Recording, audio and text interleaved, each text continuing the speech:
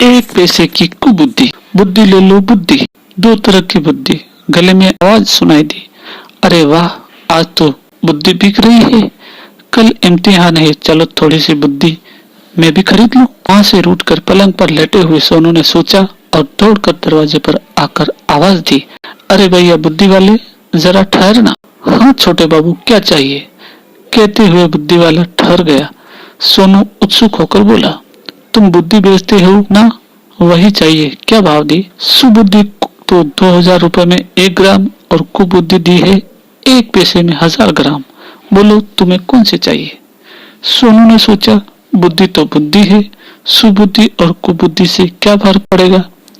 माँ भी तो असली घी महंगा होने के कारण वनस्पति घी का डिब्बा खरीद लेती है। असली सिल्क की साड़ी महंगी होने की वजह से नकली सिल्क पहनती है। महंगे काजू की जगह सस्ती मूंगफली खिलाती है। जब कीमत में इतना फर्क है तो वो सुबुद्धि क्यों खरीदे? बस भागकर अंदर गया सोनू और अपने बस्ते में से एक छेद वाला पैसा निकाल लाया।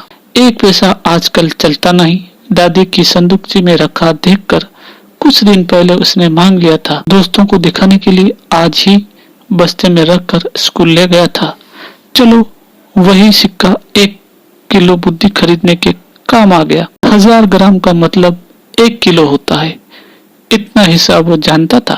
पर अजीब बात यह हुई कि उस छेद वाले पैसे को लेकर बगैर कुछ दिए ही बुद्धि वाला आगे बढ़ने लगा। सोनू जल्दी से चिल्लाया, ए बुद्धि वाले, तुम तो बड़े चालाक हो, पैसा भी रख लिया, बुद्धि भी नहीं दी। बुद्धि वाला मुस्कुराया, आप भी छोटे बाबू कमाल करते हैं। बोला, बुद्धि भी कोई कागज के लिफाफे में रख कर देने की चीज है, यह तो दिमाग में भर दी जाती है।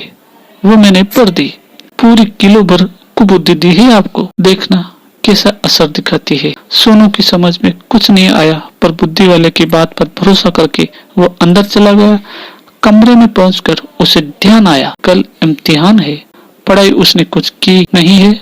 चलो अभी भी किताब उठाकर कुछ पढ़ लें तो पास होने लायक नंबर पा जाएगा। पर अभी अभी खरीदी कुबुद्धि ने उसे उकसाया, बाढ़ में जाए इम्तिहान, जेब में कंचे भरो और गली के दोस्तों के साथ जी भरकर खेलो। कुबुद्धि की सलाह बहुत पसंद आई सोनू को। झट जेब में कंचे भरकर वह निकल गया और अंधेरा होने तक खेलता रहा। जब लौटकर घर आया तो फिर उसे इम्तिहान की बात याद आ गई। मन में कहा, बहुत खेल कूद हो चुका, अब थोड़ा पढ़ लेना चाहिए। कुबुद्धि झट बोल पड़ी, पागल हो कि पढ़ने बैठोगे तो बोर हो जाओगे।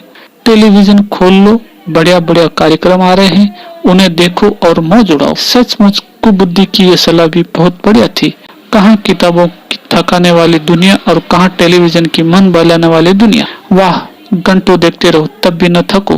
खुश होकर सोनू टेलीविजन के सामने बैठ गया। आंखें जब नींद से मुड़ने लगी तभी वहां से हटा वह और बिस्तर पर लेटते ही सो गया। सुबह उठते ही डर के मारे उसकी हालत खराब होने लगी कि अब इम्तिहान में क्या करेगा वह। कुबुद्धि ने फिर उकसाया, बुद्धूराम जी डरो मत, चिंता की कोई बात नहीं है। कागज के एक पुर्जे पर सभी सवालों के हल लिखकर स्कूल लेते जाओ। कागज को संभाल कर जेब में रखे रहना। मौका पाते ही उसे बाहर निकालकर सारे सवालों के जवाब इम्तिहान की कॉपी पर नकल कर लेना। क्या बढ़िया सलाह थी। सोनू ने फौरन उस पर अमल किया।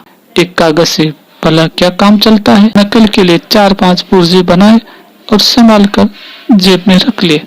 जैसे ही स्कूल पहुंचने पर इम्तिहान शुरू हुआ। पर्चे में शुरू से आखिर तक एक भी सवाल का जवाब सोनू को याद नहीं आया।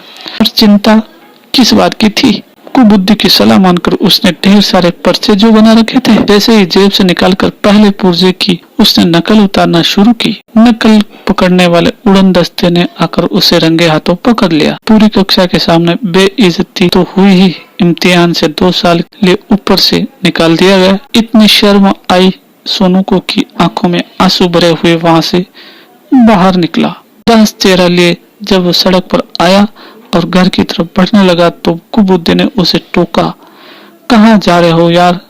घर? लेकिन ध्यान रहे, दूसरे लड़के जब तुम्हारे नकल में पकड़े जाने की और इम्तिहान से निकाल दिए जाने की खबर घर जाकर सुनाएंगे तो पापा वो धुनाई करेंगे कि तबीयत जक हो जाएगी।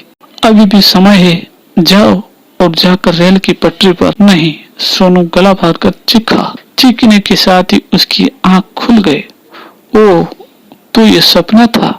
कैसा भयानक सपना। बेटे की चीख को सुनकर माँ पास आई, पीठ पर हाथ फेरते हुए बोली, मेरे लाल, लड़ झगड़ कर माँ से रूठ कर सो गए थे, तभी डरावना सपना देखकर चीख पड़े हो। मैंने तो तुमसे अक्ल की एक बात कही थी कि कल इम्तिहान है, कुछ पढ़ लिख लो। तुम्हें नहीं पसंद तो जाओ गले में जाकर खेलो। नहीं माँ, तुमने तो मुझे सुबुद्धि दी थी, बिना कोई कीमत लिए। मैं ही बेवकूफ हूँ जो 1 पैसे की कुबुद्धि खरीद कर अपना सर्वनाश किए ले रहा था। सोनू पछतावे भरी आवाज में बोला।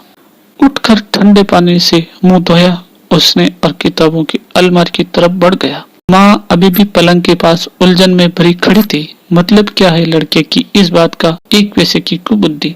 पर इसका मतलब तो सिर्फ सोनू जानता था, जिससे सुबुद्धि और कुबुद्धि का फर्क मालूम पड़ गया था। माँ उस सपने की बात कैसे जान सकती थी? कहानी समाप्त।